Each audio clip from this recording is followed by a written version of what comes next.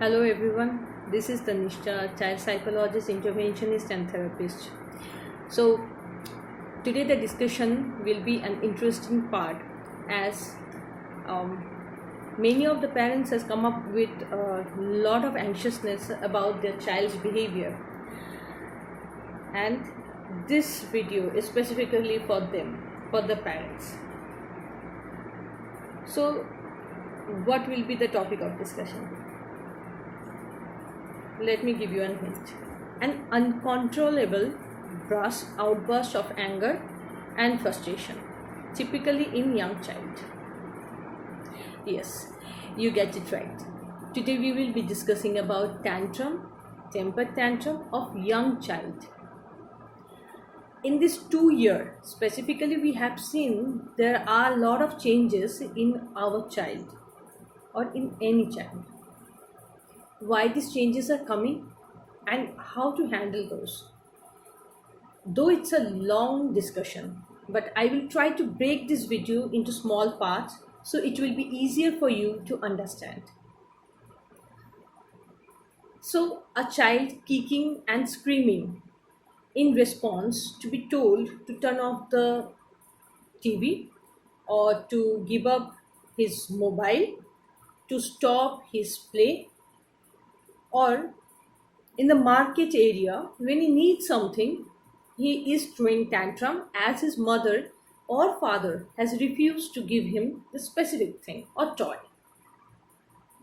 This is a common scenario in every household.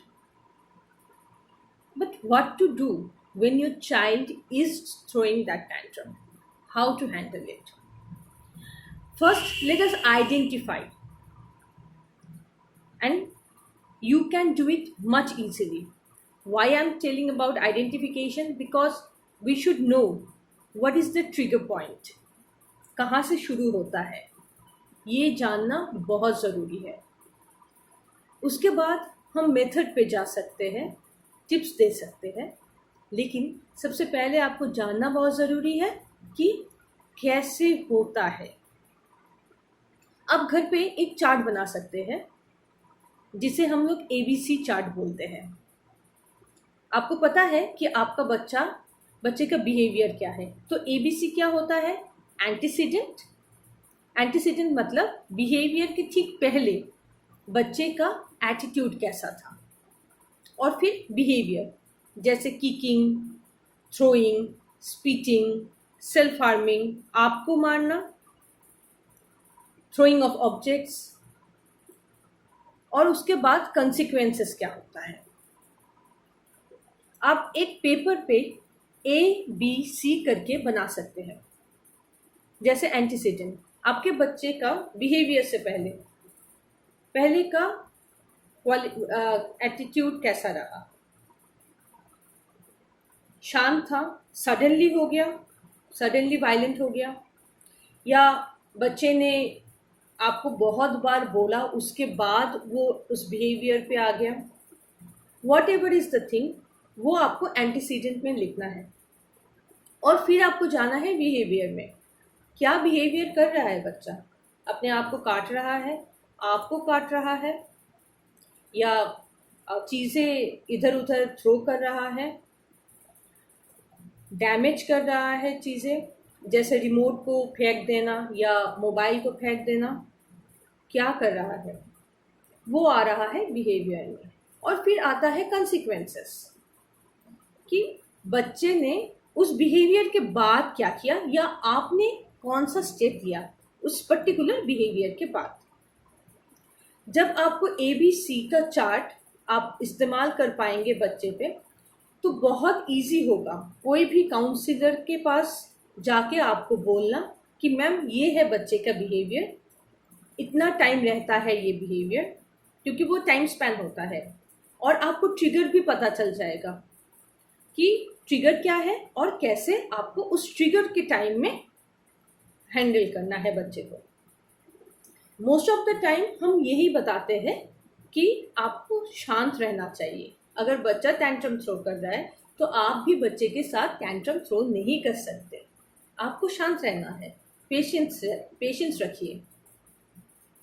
लेकिन आपको पहले जानना है कि आपके बच्चे का एंटीसीडेंट क्या है, आपके बच्चे का बिहेवियर क्या है, और उससे जो कंसिक्वेंसेस आता है वो क्या होता है।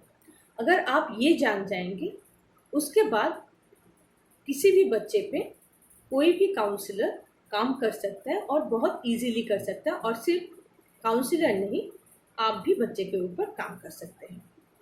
मैं बहुत जल्द आ रही हूँ फिर से टैंट्रम के ऊपर, उसका जो मेथड है कैसे आप कंट्रोल करेंगे, क्योंकि ये तो प्रोसेस था एक, या प्रोसीजर था कि कैसे आप आइडेंटिफाई करोगे without help of any interventionist और therapist.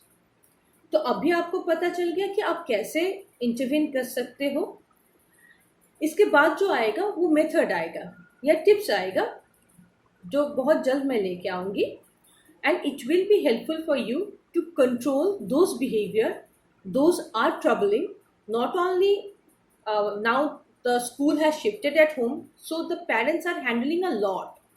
So once you will come to know about the whole thing, it will be really easier for us to work on your child. Stay tuned. I'll be coming very soon with another video on tantrum and the method to handle your child. Stay healthy. Bye bye.